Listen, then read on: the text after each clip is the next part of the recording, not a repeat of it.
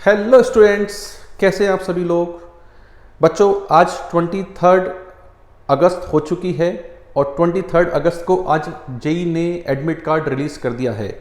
तो उम्मीद करता हूं सभी बच्चे अपना एडमिट कार्ड डाउनलोड कर लेंगे और अपना सेंटर आइडेंटिफाई कर लेंगे कि उनका सेंटर कहां पर आया है और किस तरह से उन्हें जाना है, उस पूरी प्लानिंग को कर लेंगे।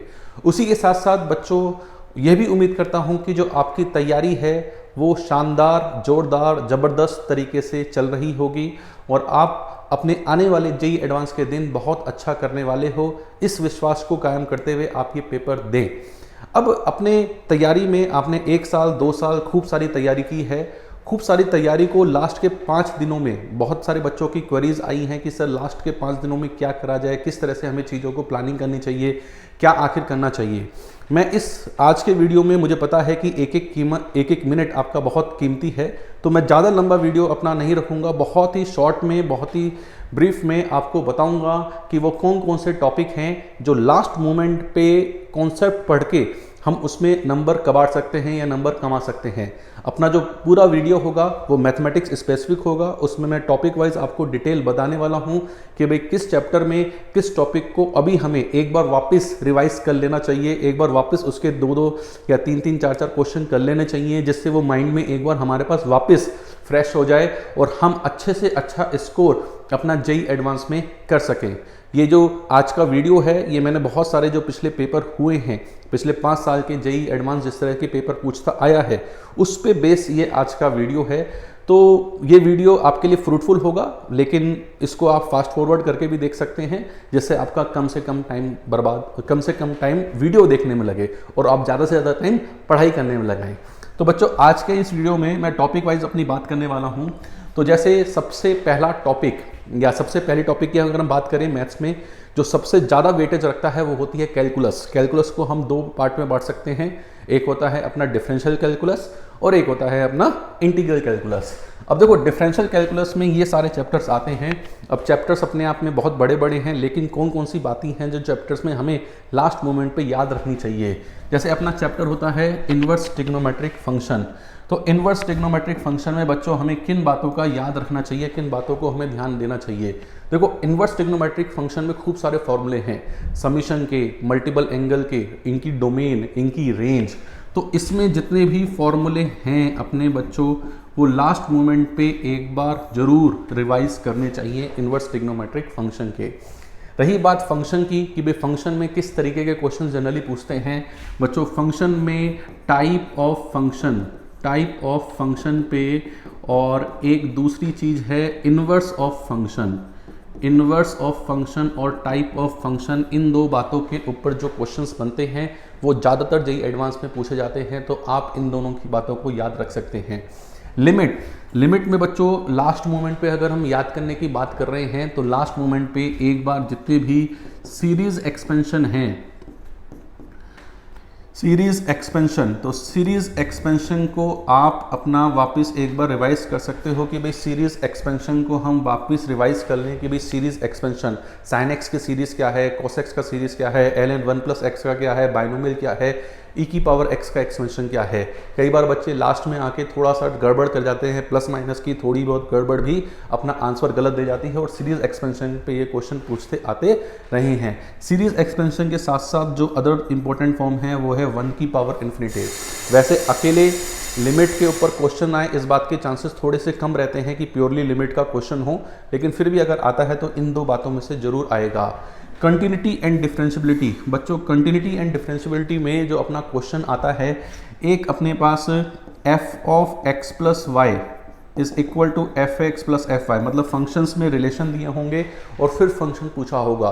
तो इस तरीके के 4 से 5 क्वेश्चन आप अगर एक बार वापस अभी कर लेंगे तो ये कॉन्सेप्ट आपके दिमाग में तरोताज़ा हो जाएगा और आपको किस तरह से इन क्वेश्चंस को करना होता है। वैसे ये जो पूरा कॉन्सेप्ट है ये क्वेश्चन स्पेसिफिक होता है, लेकिन फिर भी हमें आइडिया हो कि भाई फंक्शन में ये रिलेशन दे रखा है और इस तरीके का फंक्शन होता है या फिर इस तरीके से काम हमें करना चाहिए, तो वो हमारी मदद कर सकता है पेपर में।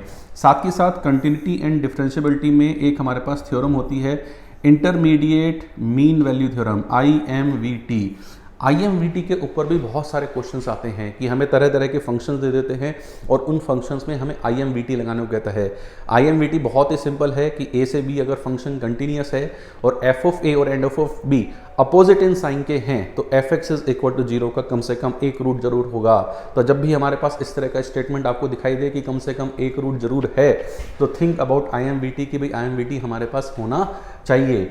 AOD एप्लीकेशन ऑफ डेरिवेटिव सबसे बड़ा चैप्टर है, application of derivative, tangent normal, maxima minima, monotonicity और rate as a measure of dy/dx as a rate measure, ये सारी चीज़ इसमें आती हैं। लेकिन अब इसमें लास्ट मोमेंट पे सर कौन सी चीज़ करें, लास्ट मोमेंट पे क्या बातें अपनी याद रखने वाली हैं, तो बेटा जी AOD में मैक्सिमम टाइम्स रोल्स और LMVT इसको लास्ट मोमेंट पे जरूर रिवाइज करना, रोल्स और LMVT को।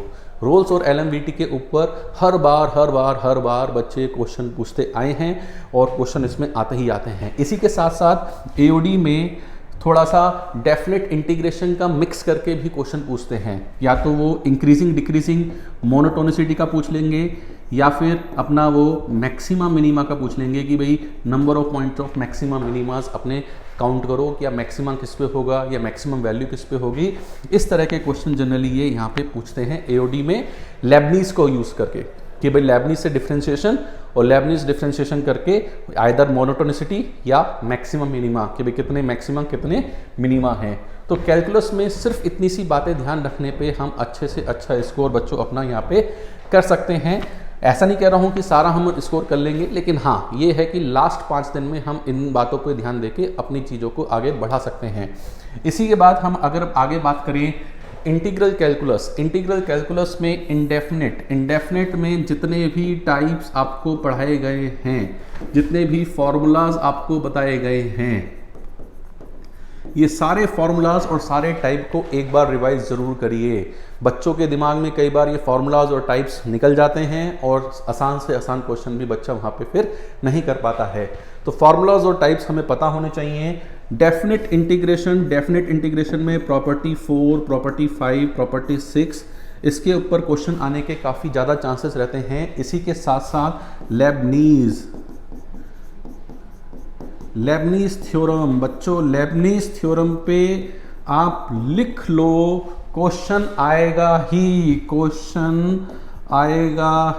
पेपर हो जाएगा। पेपर होने के बाद मुझे बताना कि लेबनीज पे क्वेश्चन आया नहीं आया, नहीं आया तो कमेंट बता देना, और आ जाए तब भी कमेंट बता देना कि सर देखो लेबनीज का आपने कहा था क्वेश्चन आएगा ही। तो बेटा लेबनीज थ्योरम पे क्वेश्चन आना निश्चित है। लेबनीज थ्योरम को हम हमेशा याद रखना चाहिए। लेबनीज के साथ साथ एक हमें ये भी कॉन्सेप्ट इसमें याद करना चाहिए कि definite integration as a limit of sum, कि definite integration as a limit of sum, कि भाई डेफिनेट इंटीग्रेशन हम as a limit of sum कैसे देखते हैं या limit as a definite integration हम कैसे निकालते हैं, इसके ऊपर भी क्वेश्चन आने के चांसेस बहुत ज़्यादा हैं। इसके बाद डिफरेंशियल इक्वेशन की बात करते हैं। डिफरेंशियल इक्वेशन में बच्चों linear differential equation is the most important differential equation. IIT 10 में से 8 बार लीनियर डिफरेंशियल इक्वेशन पे ही क्वेश्चन पूछता है। तो लीनियर डिफरेंशियल इक्वेशन के बारे में इंटीग्रेटिंग फैक्टर कैसे निकालते हैं और फिर उसको इंटीग्रेट करके लीनियर डिफरेंशियल इक्वेशन को पहचानना भी आना चाहिए कि लीनियर डिफरेंशियल इक्वेशन क्वेश्चन है। कई बार बच्चों को लीनियर डिफरेंशियल इक्वेशन सॉल्व करनी आती है लेकिन उसे पहचान नहीं पाते कि वो हमारे पास है। मैं थोड़ा सा फटाफट ये वीडियो बना रहा हूँ जिससे आप इसे जल्दी से जल्दी देख पाएँ और अपना टाइम पढ़ने में ज़्यादा लगाएं instead of watching this video. But लेकिन ये जितना भी मैं वीडियो जल्दी से जल्दी आपका ख़त्म कर रहा हूँ उसमें आपको कुछ ना कुछ बढ़िया मिलेगा ही। Next chapter vector 3D। बच्चों वेक्टर 3D का 10 से 12% अपना वेटेज होता है जेईई एडवांस के पेपर में, 10 से 12% इसका पेपर वेटेज होता है जेईई एडवांस के पेपर में। अब इसमें कौन कौन सी लास्ट मोमेंट पे याद रखने वाली बातें हैं? लास्ट मोमेंट पे याद रखने वाली बातें हैं डॉट प्रोडक्ट और क्रॉस प्रोडक्ट, उनका मतलब क्या है क्या मतलब नहीं है वो तो हमें पता ही होना चाहिए। उसके साथ साथ जो हमें नहीं अच्छी तरह और याद रखना चाहिए लैग्रेंजेस आइडेंटिटी, कि भाई लैग्रेंजेस आइडेंटिटी के बारे में हमें आइडेंटिटी के बारे में हमें पता होना चाहिए। लैग्रेंज आइडेंटिटी में थोड़ा सा याद दिला देता हूं बॉक्स ए बी सी का whole square, box A B C का होल स्क्वायर। इसके ऊपर भी बहुत बार क्वेश्चन पूछते हैं कि ए बी सी का होल स्क्वायर क्या होता है। A dot A dot B A dot C, determinant बना के B dot A B dot B dot C, आगे C dot A C dot B C dot C. तो इसके ऊपर बहुत ज़्यादा चांसेस होते हैं, तो इसको दिमाग में रख लेना कि इसके ऊपर चांसेस हमारे पास किस तरह होते हैं। इसके बाद एक हमारे पास होता है shortest distance between two lines. इसके जो फॉर्मूले हैं वो हमें पता होने चाहिए। स्क्यू लाइंस, पैरेलल लाइंस, इनके बीच में डिस्टेंस हमारे पास क्या होती है। उसके बाद पॉइंट एंड लाइन, इनके बीच में डिस्टेंस कैसे निकालते हैं कि भाई पॉइंट एंड लाइन के बीच में हम डिस्टेंस कैसे निकालेंगे, ये बात हमें अच्छे से पता होनी चाहिए, क्योंकि पॉइंट एंड लाइन के ऊपर खूब सारे क्वेश्चन बच्चों हमारे पास आते हैं। और एक चौथी चीज़ इसमें जो मैं बच्चों को बताना चाहूँगा, line of intersection, line of intersection of two planes, कि भाई दो प्लेन्स का लाइन ऑफ इंटरसेक्शन कैसे निकालते हैं, ये सभी बच्चों को अच्छे तरीके से याद रखना चाहिए। उम्मीद करो इन चारों में से किसी ना किसी एक बात पे आपको क्वेश्चन एडवांस में मिलेगा, ठीक है। इसके बाद अगर हम आगे अपने चैप्टर्स की बात करें, मैट्रिसेस एंड डिटरमिनेंट, बेटा मैट्रिसेस एंड डिटरमिनेंट के ऊपर 2 से 3 क्वेश्चन कंफर्म हैं कि भाई 2 से 3 क्वेश्चन तो बेटा इसमें आते ही हैं। अब 2 से 3 क्वेश्चन में भी एक क्वेश्चन आपका system of equation, system of equation पे अपना आएगा कि भाई सिस्टम ऑफ इक्वेशन अपने पास क्या होती है। सिस्टम ऑफ इक्वेशन पे क्वेश्चन किस तरह से आता है, इसमें 3 वेरिएबल पे ही जनरली आता है कि भाई 3 वेरिएबल पे अपना क्वेश्चन 90% 3 वेरिएबल पे आएगा। तो इसमें क्रैमर्स रूल, क्रैमर्स रूल और क्रैमर्स रूल के साथ साथ मैट्रिक्स मेथड, तो इसकी थ्योरी को आप जल्दी से जल्दी याद कर लें, एक बार रिवाइज कर लें कि क्रैमर रूल और मैट्रिक्स मेथड इन दोनों के ऊपर। इसके साथ साथ इसमें हम property of A inverse and adjoint of A, कि भाई ए इनवर्स और एडजॉइंट ऑफ ए, इन पे प्रॉपर्टी याद रख सकते हैं कि इनकी प्रॉपर्टी हमारे पास क्या होती है। तो इन 2 बातों को ऊपर ज़्यादा फोकस करें, ज़्यादा से ज़्यादा फोकस इस पे, सिस्टम ऑफ इक्वेशन, चाहे वो होमोजीनियस हो चाहे वो नॉन होमोजीनियस हो, कब उसके यूनिक सॉल्यूशन होते हैं, कब उसके इनफाइनाइट सॉल्यूशन होते हैं और कब हमारे पास नो सॉल्यूशन वाला केस होता है, ये भी मुझे ऐसा लगता है ये भी एक ऐसा टॉपिक है जिसके ऊपर क्वेश्चन आना ही है। ध्यान रखना, इसके ऊपर क्वेश्चन आना ही है। अब देखो मैं बहुत ही छोटे छोटे टाइम ऐसा टॉपिक बता रहा हूँ आपको जो बहुत कम टाइम लेगा, लेकिन आपको नंबर जरूर देकर जाएगा। इसके बाद अगर हम कोऑर्डिनेट ज्योमेट्री की बात करें तो बेटा कोऑर्डिनेट ज्योमेट्री में फॉर्मूले ही फॉर्मूले हैं, फॉर्मूले ही फॉर्मूले हैं, प्रॉपर्टी ही प्रॉपर्टी है। तो सारे फॉर्मूले याद ना रख के अगर हम टेंजेंट की इक्वेशन, नॉर्मल की इक्वेशन, की टेंजेंट नॉर्मल और टेंजेंट से रिलेटेड प्रॉपर्टी, कि भाई टेंजेंट से रिलेटेड जो प्रॉपर्टीज़ है वो अगर हम याद करके जाएं, स्पेशली इन पैराबोला, पैराबोला का मान लो आना ही आना क्वेश्चन है, तो पैराबोला की प्रॉपर्टीज ज़्यादा याद करके जाना। इलिप्स हाइपरबोला की कम भी रहेंगी तो कोई बात नहीं, चलेगा, लेकिन पैराबोला की जो प्रॉपर्टीज़ हैं एक बार उन प्रॉपर्टीज़ को रिवाइज करके जाना। और टेंजेंट की इक्वेशन, नॉर्मल की इक्वेशन सबकी यहाँ पे याद होनी चाहिए। इसके साथ साथ बच्चों एक और इम्पोर्टेंट चीज़ होती है कॉर्ड ऑफ कॉन्टैक्ट, कि भाई कॉर्ड ऑफ कॉन्टैक्ट का भी बहुत यूज़ वो करते हैं अपने।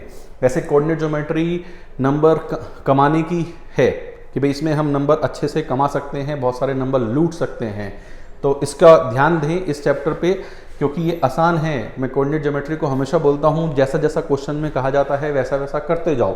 कैलकुलेशन थोड़ी भयंकर हो सकती है बट कॉन्सेप्ट भयंकर नहीं होता है, कॉन्सेप्ट अपना आसान ही होता है। स्ट्रेट लाइन में भी हम जो सेंटर्स वाली बातें हैं, ऑर्थो सेंटर, सरकम सेंटर, इन सेंटर, उन सेंटर्स को याद कर सकते हैं कि भाई सेंटर्स के कोऑर्डिनेट क्या हैं और सेंटर्स की प्रॉपर्टी क्या है।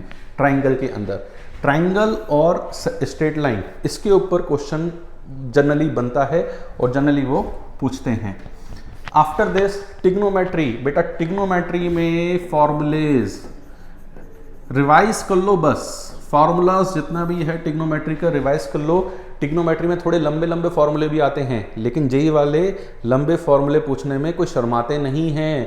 तो यहाँ पे summation of sine series, summation of cosine series, product of cosine series, ये सारे फॉर्मूले यहाँ पे एक दो बार अगर आप लास्ट में रिवाइज कर लोगे तो हो सकता है वो हमारे पेपर में काम आ जाएं। साथ ही साथ एसओटी में भी फॉर्मूले हैं। एसओटी में बहुत ज़्यादा दूर तक फॉर्मूले जाने की जरूरत नहीं है। बेसिक फॉर्मूले, sine rule, cosine rule, projection formula, sine, cosine, projection formula, area of triangle. ठीक बात। वैसे अपने जो हाफ ट्रिग्नोमेट्रिक हाफ रेशो वाले एंगल, हाफ एंगल वाले जो रेशियोज होते हैं उनके जो फॉर्मूले होते हैं वो भी, तो यहाँ पे इन्हीं फॉर्मूलों को अगर हम रिवाइज कर लें तो एसओटी का भी एक क्वेश्चन, दो क्वेश्चन कंफर्म है। मान लो एक क्वेश्चन तो आएगा ही, एक क्वेश्चन इसका कंफर्म है। पिछली बार दो क्वेश्चन पूछे थे, इस बार एक क्वेश्चन मुझे पूरी उम्मीद है कि इसका आएगा। इसके बाद बच्चों लास्ट पीएनसी एंड प्रोबेबिलिटी। वैसे भी कुछ चैप्टर हो सकता है रह गए हों, लेकिन हाँ, हम इन चैप्टर पे अगर फोकस कर लें तो हम अपने अच्छा स्कोर कर सकते हैं। पीएनसी में डिस्ट्रीब्यूशन ऑफ आइडेंटिकल ऑब्जेक्ट्स, भाई डिस्ट्रीब्यूशन ऑफ आइडेंटिकल ऑब्जेक्ट्स, या हम ये बोलें मल्टीनोमियल थ्योरम को बच्चों एक बार लास्ट मोमेंट पे अपना रिवाइज करना चाहिए पीएनसी के अंदर।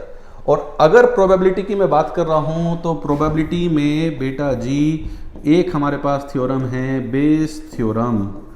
बेस थ्योरम के ऊपर आप ये मान लो इसके ऊपर भी क्वेश्चन आना ही है, क्वेश्चन इसके ऊपर आएगा ही। बेस थ्योरम के साथ साथ इसमें आप बाइनोमियल प्रोबेबिलिटी का क्वेश्चन आ सकता है कि बाइनोमियल प्रोबेबिलिटी को हम याद रख सकते हैं। तो बेस थ्योरम अगर हम कर रहे हैं तो साथ के साथ टोटल प्रोबेबिलिटी थ्योरम भी कर रहे हैं। तो बेस के ऊपर भाई प्रोबेबिलिटी में आप ये मानो 2 से 3 क्वेश्चन आते हैं जनरली। अब 2 से 3 क्वेश्चन में कम से कम एक क्वेश्चन तो बेस थ्योरम का होना ही होना है। तो अभी लास्ट मोमेंट पे हम बेस थ्योरम के 5 से 6 या 9 से 10 क्वेश्चन अपने शीट के, अपने मॉड्यूल के, या लास्ट पीवाईक्यूज जो हैं अपने पास पिछले 5 से 10 साल के जो क्वेश्चंस आए हुए हैं बेस थ्योरम वाले, आप उन्हें रिवाइज कर सकते हैं और अच्छे से अच्छा स्कोर कर सकते हैं।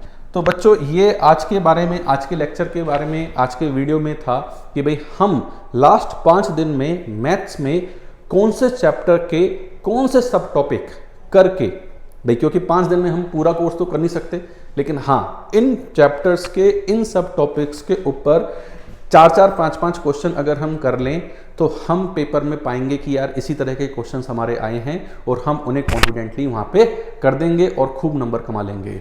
तो मुझे पूरी उम्मीद है कि आज का जो मैंने छोटा सा वीडियो बनाया है ये आप लोगों के बहुत काम आएगा, आप लोगों की बहुत मदद करेगा। गॉड ब्लेस यू बच्चों, बहुत अच्छे से पेपर दो, पेपर को फोड़ दो। Best wishes. Thank you very much.